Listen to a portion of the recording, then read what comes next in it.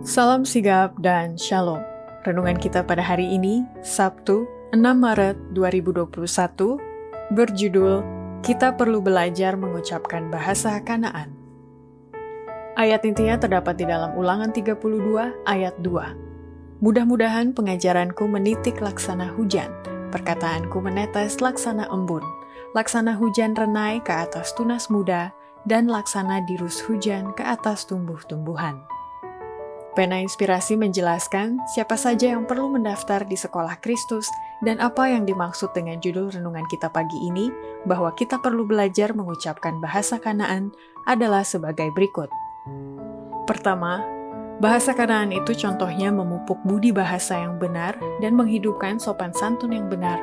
Untuk belajar seperti ini, perlu mendaftar di Sekolah Kristus. Ada kebutuhan besar tentang pemupukan budi bahasa yang benar dalam rumah tangga. Ini adalah saksi yang kuat demi kebenaran.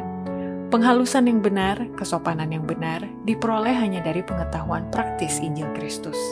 Kesopanan yang benar, sopan santun yang benar, adalah kebaikan hati yang ditunjukkan kepada semua orang, tinggi atau rendah, kaya atau miskin. Kedua, bahasa Kanaan itu perlu pelatihan praktis yang berguna dalam kehidupan praktis, dan pelatihan seperti ini perlu belajar dan mendaftar di Sekolah Kristus. Mempelajari bahasa Latin dan bahasa Yunani jauh lebih kurang kegunaannya bagi kita, bagi dunia dan bagi Allah, daripada mempelajari dengan baik mesin tubuh manusia dan kegunaannya. Adalah dosa mempelajari buku-buku dan mengabaikan bagaimana mengetahui dengan baik berbagai cabang pengetahuan yang berguna dalam kehidupan praktis. Mesin jasmani yang sedang tidak dibebani dituntun kepada sejumlah besar kegiatan dalam otak. Ini menjadi bengkel tempat pertukangan setan. Kehidupan yang tidak mengetahui keadaan rumah di mana kita tinggal tidak pernah menjadi kehidupan yang serba bisa.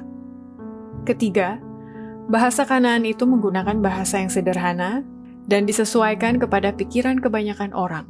Dan makanya, untuk bisa berbahasa seperti ini, perlu belajar dan mendaftar di Sekolah Kristus.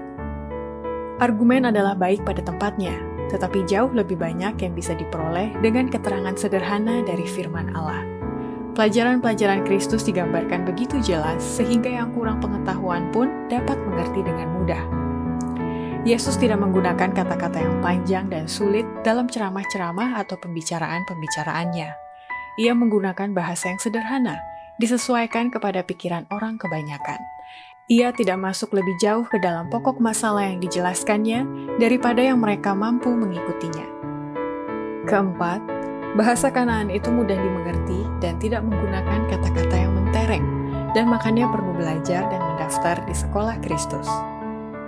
Cara mengajar Kristus sangat bagus dan menarik, dan selalu ditandai oleh kesederhanaan.